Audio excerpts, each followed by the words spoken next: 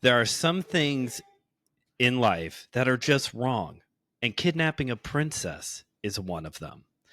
Welcome to my dojo. This is Kung Fu Pizza Party, and I'm your host, Brandon Knight.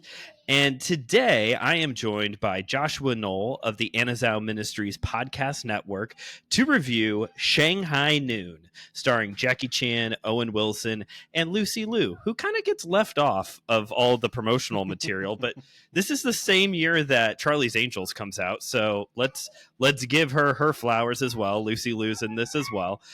Josh, thanks for being here. Thank you for having me. I'm really excited. I enjoy this film a lot. So, before we get into the movie itself, Josh, you are the head honcho. I believe that is your job title here at Anazao, and you're the host of a whole bunch of shows as well. Tell the listeners a little bit about Systematic Geekology.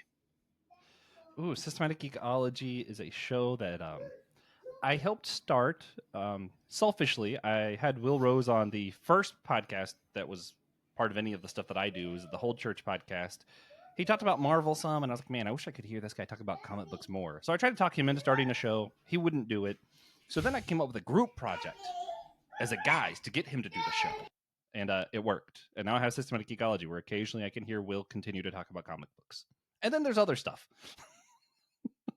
It was just a big ploy to get Will to do a podcast with you on a routine basis. I was a part of that launch, and I did not know that. Weirdly enough, I originally didn't want to be in it. I just wanted Will to do it. And then the more the idea got thrown around, the more it evolved, and it became like, hey, what if we talked about all kinds of different fandoms? And it wasn't just comic books. And then we got stuff that like Will couldn't talk about, and we had Brandon talking about like kung fu movies and Godzilla. And then we had like TJ talking about Godzilla and stuff that no one's ever heard about. And then anime became part of it somehow, and we have like whole manga segments, and there's just a lot. Like it's really evolved. Yeah, if you're listening to this show and you've never checked out Systematic Geekology before, trust me, you'll find something there that you will enjoy. Josh and I were just talking before we got on the air. There's even an episode where they talk a little bit about Shaolin Showdown, that cartoon. Yeah. That was a Cartoon Network show, I think.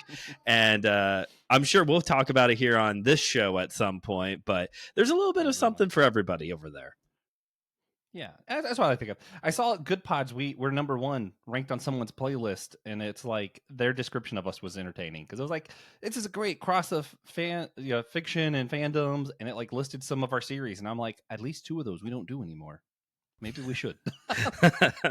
You're gonna slide down the rankings. It's like MySpace in the early 2000s. You're gonna fall off someone's top 8 right now. Yeah, no, it's a shame. So, well, we got a lot to cover here for this episode, and here on Kung Fu Pizza Party, the promise is that we're going to deliver high-flying action in 30 minutes or less. So we'll see how we do with that time restraint for this episode.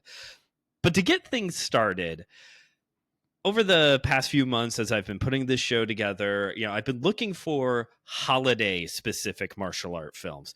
There's plenty of horror movies out there for Halloween. There's some Christmas. I'm really excited for the Christmas special. Oh my gosh. People are gonna love me, or they're gonna hate me for this movie review I'm doing for Christmas. There's even a good amount of romance films. There's some martial art films that are very romance heavy, so which makes them great candidates for Valentine's Day. Sadly, there are no Thanksgiving martial art films. I tried to find some, and today is Black Friday. This episode's coming out on Black Friday, so a happy belated Thanksgiving to all of our United States listeners here. Happy belated Thanksgiving to you, Josh, because this is your favorite holiday. How do you respond to the fact that your favorite holiday is not represented in the martial art movie category? I disagree. The same that I do whenever people are like, there's no good Thanksgiving songs. The problem is Thanksgiving's like a year-round thing, so people just don't think of it. So Shanghai Noon, for example, really at the end, we learn to be thankful for our cultures and for one another and for blending our cultures together, which is what all America's about and also what Thanksgiving's about. So, I'm like, yeah. Also, Nightmare Before Christmas. There's a fighting scene. It counts. We do not. And it occurs between Halloween and Christmas, so it's also a Thanksgiving movie. So there you go.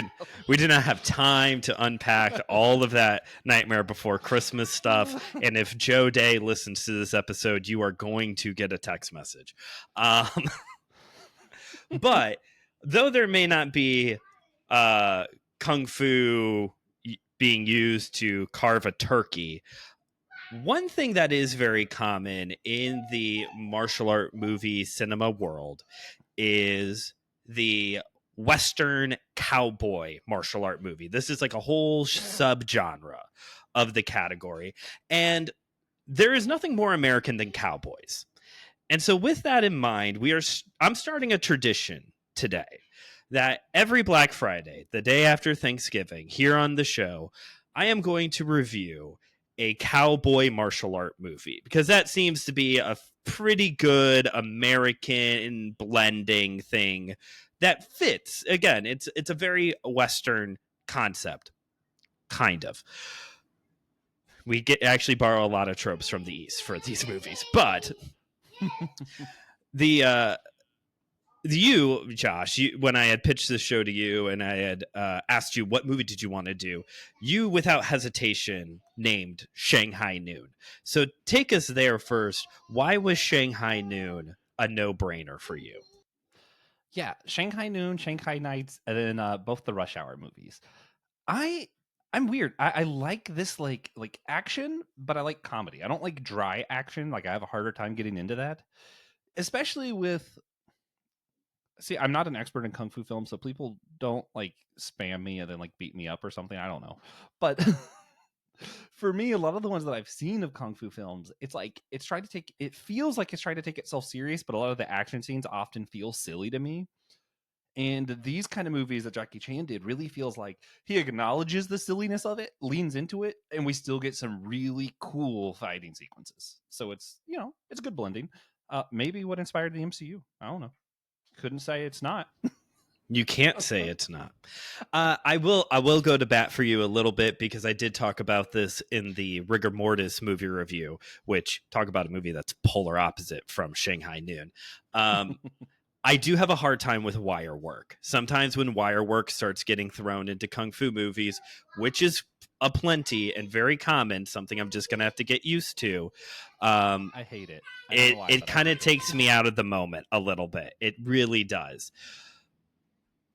What's interesting about Jackie Chan's career is that he was part of a movement that came out after Bruce Lee died called Bruceploitation, where everybody, Golden Harvest, Shaw Brothers, everybody, even in Korea and other countries that were making martial art movies, they were trying to make the next Bruce Lee. And Jackie Chan was actually one of these guys right out the bat who was supposed to be like the next Bruce Lee.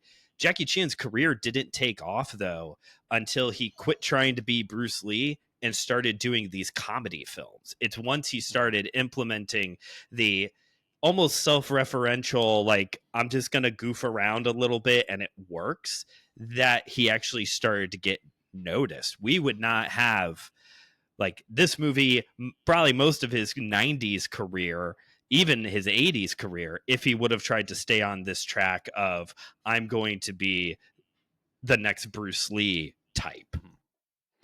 Yeah. Yeah. Well, also, it's just like the way that he would use regular stuff in his fightings, I feel like drew me into thinking like, oh, like I could do that. Like I don't need like some cool like sword or like nunchucks. Like I could just learn to like pick up some moose antlers and, make it work, whatever. And you're like, I don't know. It almost feels like when you go to like Hibachi Grill, where you're in awe of what's happening, but you're also like, I bet I could do that. And then insert reference to How I Met Your Mother episode here. He's always got one, folks. He's always got one How I Met Your Mother reference. That is the charm of Jackie Chan, because you also, you reference the antlers scene. There's also the one fight scene he has in here, and we'll talk a little bit more about the fights.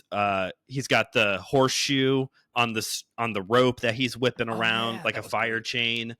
There's another one. I mean, right off the bat, like one of the very first sequence he's in when he's fighting Owen Wilson's gang on the train, He jumps up, grabs a thing, and scoots out a window that's itty bitty. And that is like Jackie Chan 101 by way of his stunt work. Here's a really small opening. It doesn't make any sense, but whoosh, fits through perfectly. Yeah, well, I feel like so that part of his character in basically all of his movies is like the first moments when I was younger where I was like, oh, intellect itself can be like a fighting power. Like I could just be smart and it helped me fight. Like that's cool. Because I was always the nerd who was like I was book smart, but I wasn't like good at stuff. And then this movie like doubles down on it because you don't just have that part of like his fighting style, but his very character is one where like he's kind of a loser back home, and it's like actually no, he's super cool and just wasn't recognized for what he did have, and it wasn't until he learned to be thankful for who he was and appreciate the culture that he found himself in that you really kind of see stuff starting to click, and you're like, wait a minute, not only is that like a cool story arc where you see him get better, but you're also like, I'm a loser, I can just be smart and kind of learn how to fight with what's around, like it kind of gives you a hope for yourself, so it's kind of inspiring in that way. We see this also with Owen Wilson's character as well, Roy O'Bannon, God, who Owen Wilson. This is like peak Owen Wilson. This movie, I don't know what is Owen Wilson's best movie, but this is peak Owen Wilson. It's the dry sarcasm, the one-liners, the womanizing, the hair. It's everything you want in an Owen Wilson movie, and he's playing. Wow. I guess wow. That's what the opening line should have been. It should have just been me going, wow. I'm going to go ahead and jump into the actual plot of this movie because we've kind of gotten into it anyway. So Lucy Liu, who plays Princess Pepe, she is the princess of the Forbidden City. She is kidnapped and taken to Carson City, Nevada, held for ransom. She's kidnapped by someone who is a traitor to the Forbidden City. Jackie Chan and some of the other Imperial guards are sent to go rescue her. While they are traveling on a train to Carson City, Roy O'Bannon, played by Owen Wilson, and his gang rob the train. Him and Jackie Chan get connected. Owen Wilson understands that there's a princess that's kidnapped, but there's also a lot of gold being taken. I have much gold being taken to get the exchange for the princess. He turns into Han Solo, realizes that he can make a killing off of this, and then shenanigans ensue. I don't even really know how to summarize everything else. At one point, Jackie Chan gets married to a Native American princess. They're thrown in prison. At one point, there's a bounty hunter that shows up trying to hunt down both of them, Roy O'Bannon, and clothes. They pissed on some clothes. Jackie Chan is named the Shanghai Kid, which leads him to say, I'm not from Shanghai. There's the bubble bath party. Like it's just shenanigans. It's exactly what you would think would happen in an Owen Wilson film, which ultimately ends with them rescuing the princess, taking down the bounty hunter, confronting the Owen Wilson's gang that had turned on him. And much like this running theme early on of the story of the princess and the frog, they all live happily ever after in the end, and it's all good. I'm going to be a little Bible nerd for a minute. What this film reminds me of when we're thinking of like the plot, it's a lot of like what some of the Bible tropes do, especially like early Genesis, where it's a story that people are already familiar with, like Gilgamesh or one of these other epics that existed before the Bible was written, in my opinion. I'm just going to throw out my opinion part so Christian can listen and not be mad. But like the thing that the Bible does that's really cool is it always does like a twist. So you'll see like a lot of like what happened in Genesis 1 is the same kind of narrative of what's happening with the Egyptian gods, except for there's this twist that humans are actually the important bit. And that twist is what gives it meaning. And that's where like I think that this movie does that's really clever is it plays so much into the tropes that you're able to see the meaning. Like I feel like if it was more nuanced, we wouldn't be able to see the stuff. Like it's so clearly like an old Western film, cowboy Indians, that like whenever you see like oh wait a minute, Owen Wilson isn't that cool superhero John Wayne character, and that's the point. And it's so obvious because they played into the trope that I feel like that really added a lot to the movie. So whenever you do like this, and you're like, oh, this is so stereotypical, like the shenanigans and the princess and the, Easterners coming with the cool kung fu. And I'm like, yeah, that's the point. They played into the trope so that the purpose of the film, I think, really shone through that. I think also playing to the tropes also brings about a much bigger conversation, especially, this movie came out in 2000. And so it brings about like an even bigger conversation of the depiction of different cultures. Because one of the reasons why this whole East meets West cowboys and martial arts thing is such a popular subgenre is that it's a clash of cultures that shouldn't work, and probably and definitely in real life, 1800s China or any Asian country and 1800s America, yeah, that did not work well. But in film, it doesn't work, but it also does. Now, I never intended for Kung Fu Pizza Party to be a place where we talk about things like race and culture, which I should have seen coming given I know how some of these movies are. I'm sorry. But no, it's an important conversation to have still, and I'm glad to have the platform to do it, even though I definitely think I'm somebody who's learning and growing through all of this. So let's talk a little bit about how, we have Jackie Chan, Princess Pepe, and the Chinese culture. You've got Owen Wilson and the Western culture. We also have Native Americans depicted here. Josh, how is the subject of culture and the clashing of the different cultures handled in this film? I would say that part hasn't really aged very well. Like, I feel like it's really racist in a lot of ways. The way that everyone's depicted, not good. But there's still like this caveat, and I don't want to like justify it, but just given the time that it was made, we were kind of slowly getting away from those like classic tropes and bad depictions of characters. Like the Native Americans in this film remind me of like Peter Pan Native Americans that Disney has to continually apologize for. The fact that it's part of the which reminds me, Disney, you owe me another apology for the depiction. I'm just going to always demand it whenever it comes up. Yes. You owe us another apology right now. Yeah. But even with all that in mind, I think what's interesting is the time that this film came out, we were still making films like that, and I think it took genres like comedy and like horror to really question it in a better way. And that's where I'll get in trouble because I don't like a lot of the PC stuff that's going around these days with some of my more progressive friends, which I find myself in those circles a lot these days. Just because, like, to me, I think comedy does more good than harm. And there's a difference of making fun of something and making fun of our culture's response to a thing. So I don't think this film at any point makes fun of Asian peoples or Native Americans, but it does kind of make jokes about how we depicted these people. And I think without making fun of ourselves and how we've thought of things like that, we can never really get past it. So I think that comedy kind of disarms us enough to really think past the tropes. So I think it was helpful in that way, but at the same time, it couldn't be made today. Yeah, the depiction of Native Americans particularly, I would say, is bad. It's bad. It's bad. And there are racial slurs that are used in this movie. Racial slurs as a concept are very interesting because there's the one that is the king that we can only say the first letter of.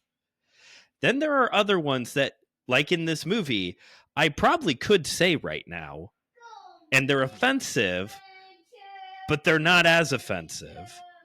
But they are offensive. Yeah. So I'm not going to say them because I think part of what we're seeing here is also what came up in the review of 3 the Hard Way of maybe at the time this was very progressive. But basically 25 years later, there are certain elements of this that it's stereotypical, it doesn't age well, and to use racial slurs, even if they are seen in certain corners as not as offensive as the N-word, is still offensive. The words are still offensive, Or if anything, they're so outdated that now you just sound dumb when you use some of these terms. Yeah. Some of the jokes, I feel like we're probably a little bit too harsh on these days. But the racial slurs, no, that shouldn't. No, I don't think that should ever be used. So I'm with you there. I will say the one joke that I would point to that I think most clearly kind of illustrates what I'm thinking of.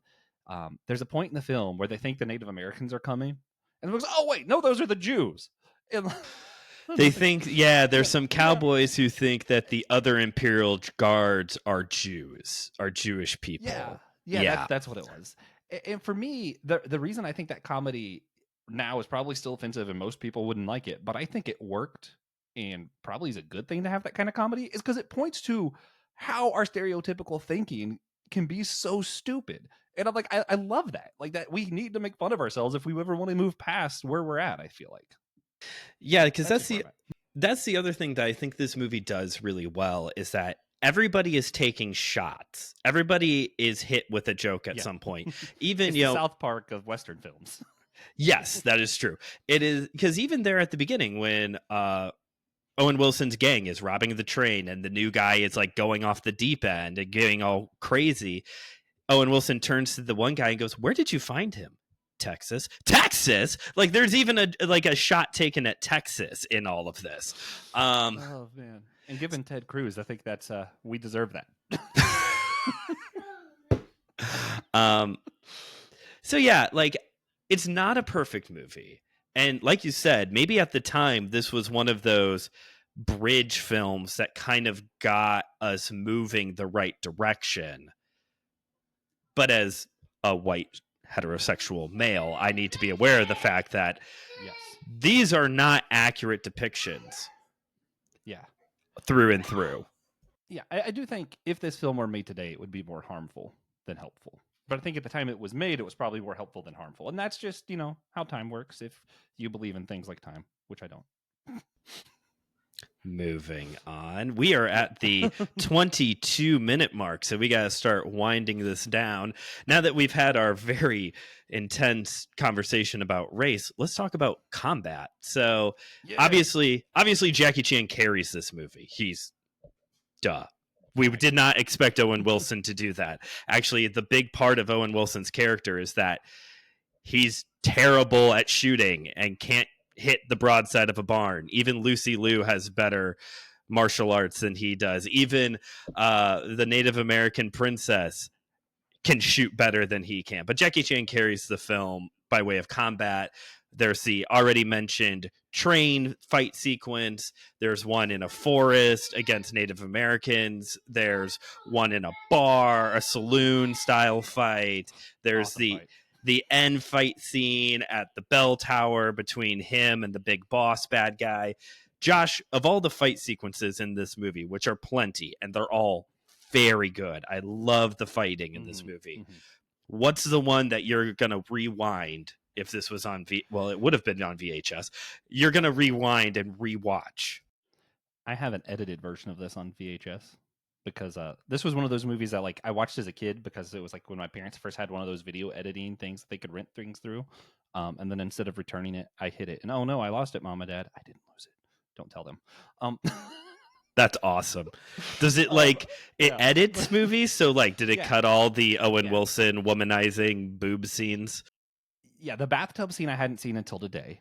That's a treat. That was a treat. So I think I about cried. It was so funny.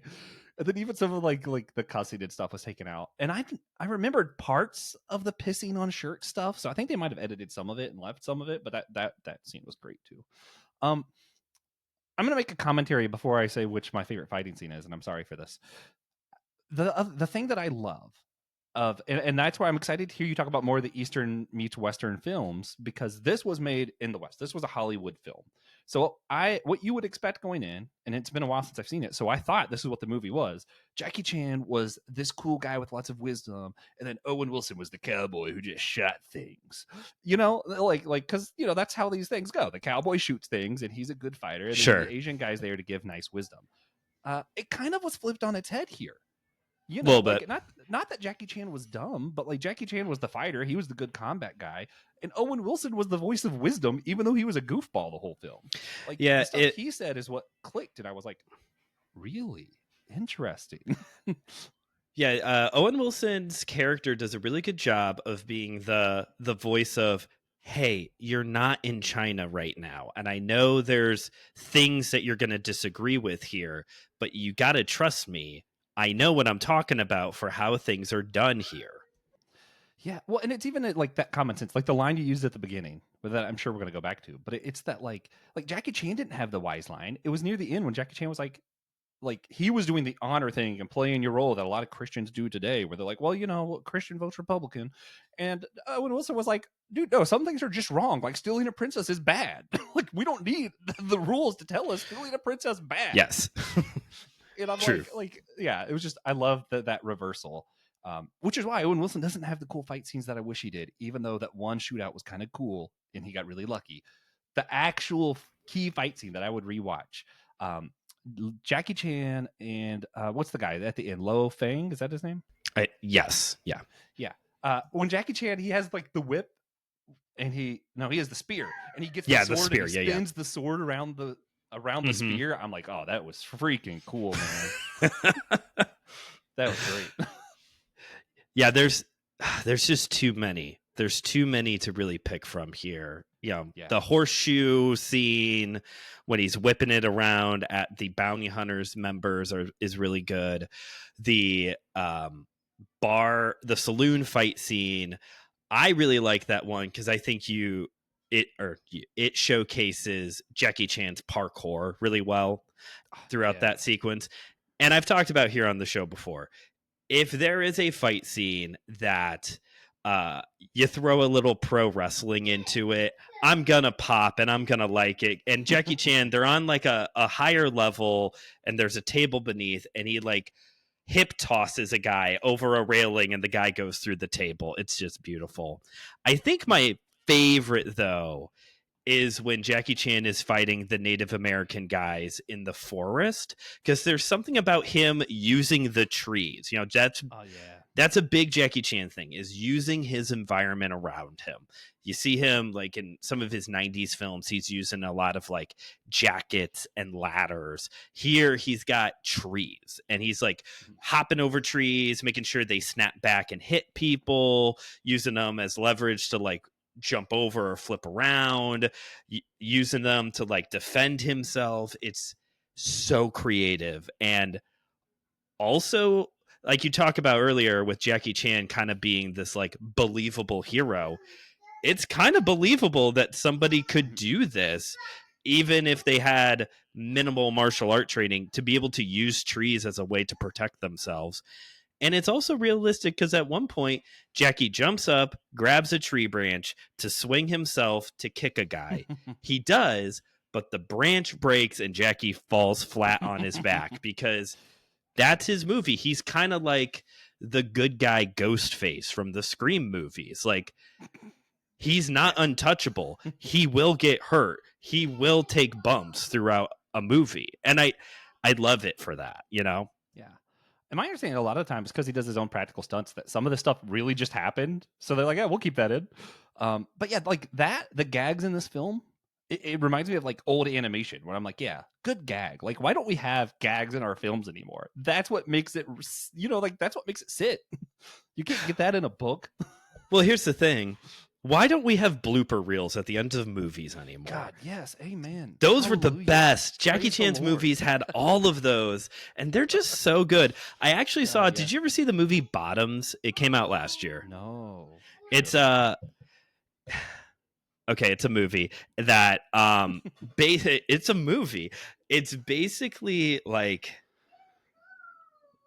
Teenage Girl Fight Club. I don't know how else to summarize it. Okay. And they have a blooper reel at the end of it. This was a movie that came out in 2023, and I was like, oh, this is good. This is do more Hollywood. If I remember right, some of the seasons of The Adventures of Jackie Chan, the cartoon show, also had blooper reels, which was completely unnecessary for an animated show, but it was great. You remember when Pixar used to have bloopers at the end of their movies? That was the best. Cartoon bloopers are just even funnier. Oh man. Shoot. Now I'm trying to remember. Oh, I don't know anything about Jackie Chan's formal training. I know we don't have time, But when I dabbled in some ninjutsu once upon a time, a lot of that stuff is stuff that we learned was like with the trees and the environment and some of the weapon stuff. So I've always been curious, is he like ninjutsu, or is he just like, where's he get that? Because a lot of the stuff that I've done a few different martial arts, but the only thing that came close to stuff that Jackie Chan does in real life for me was like the ninjutsu stuff. I will follow this trail because there was something I was going to talk about related to this. So Sweet. it's interesting because with the three brothers, you got Jackie Chan, Sammo Hung, and Yuen Bio. They all started at this same school in Hong Kong way back in the day, where it was kind of like our modern concept of a film school where you went to learn how to be an entertainer. So there was like, you were kind of taught everything. As far as I recall, and I could be wrong about this, so listeners fact check me on this. There is no like, he's not like Bruce Lee or Jean-Claude Van Damme or Chuck Norris, where it's very specifically he has trained in this one martial art. In a way, he's almost more like Michelle Yeoh, who is also known as the female Jackie Chan, who like has learned martial arts along the way or had some martial art training back in the day, but he's a stunt man. Like at the end of the day, Jackie Chan is a stunt man. Michelle Yeoh is a dancer. Like, but they built a career for themselves through the martial art media that, like, yeah, Jackie Chan's one of the greatest martial art stars of all time. I don't know what his formal martial art background is because I don't think he really had much compared to other big stars. So you bring up the ninjutsu. I didn't know you took ninjutsu. I knew you had dabbled in martial arts at different points. Yeah, I do have a black belt in Taekwondo. See, I don't usually talk about this because there's no reason to usually, but I'm on a Kung Fu show. I have a black belt in Taekwondo. I did very minimal jujitsu and ninjutsu, and I did a little bit of boxing. That one didn't stick. I always wanted to do wrestling, never got into it, and now with my leg, I don't think I ever will, probably. But that's understandable. Ninja. You are a ninja teacher. What is your background? Are you more qualified than Jackie Chan to be in this film? Am I more qualified? Well, this is actually what I was going to bring up. No, I'm not more qualified than Jackie Chan. Darn. But I think it's funny. So I talked about this in the first episode, introducing my background in the martial arts. I started in Taekwondo because every millennial has a black belt in Taekwondo because that's when it was required. Like the most popular, it seems like.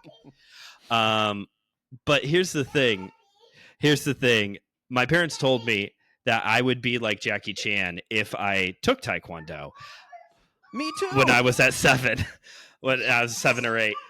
But I would say my martial art background has gotten me nowhere closer to being Jackie Chan than within the past year of becoming a ninja coach with Ninja Zone at my local YMCA, because that's where all of the stunt, parkour, gymnastic stuff really starts coming into play.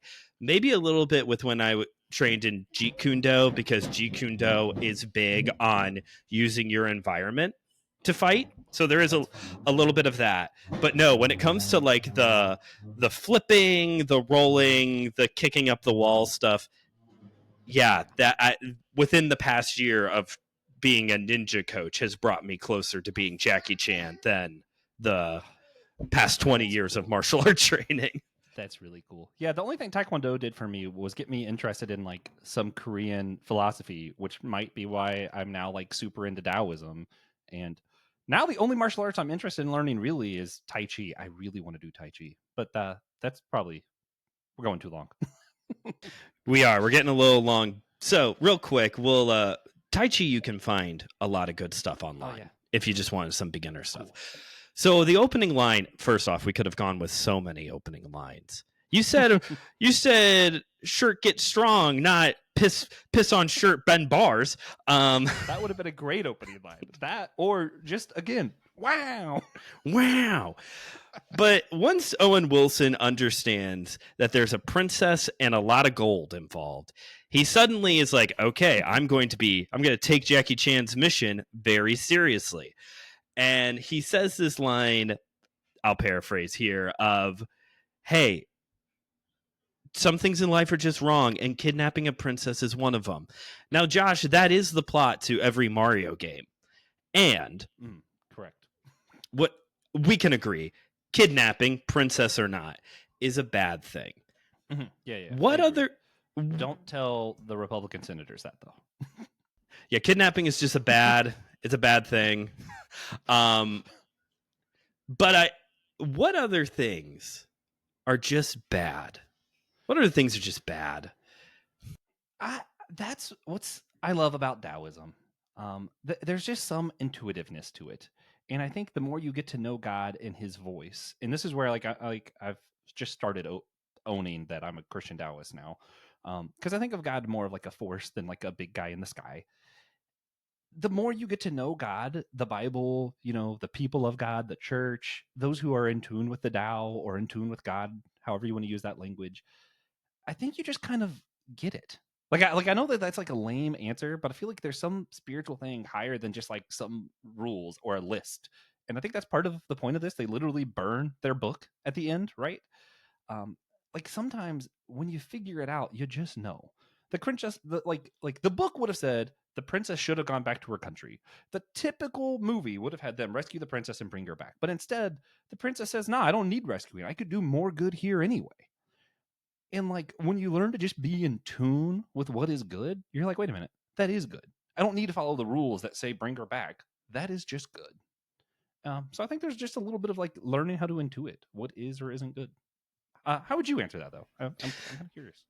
I don't know if I could really go any further than what you have already said. I think that was, you talked about that a little bit earlier on in the show of like, you don't necessarily need rules to dictate the fact that this is a bad thing that we should do something about.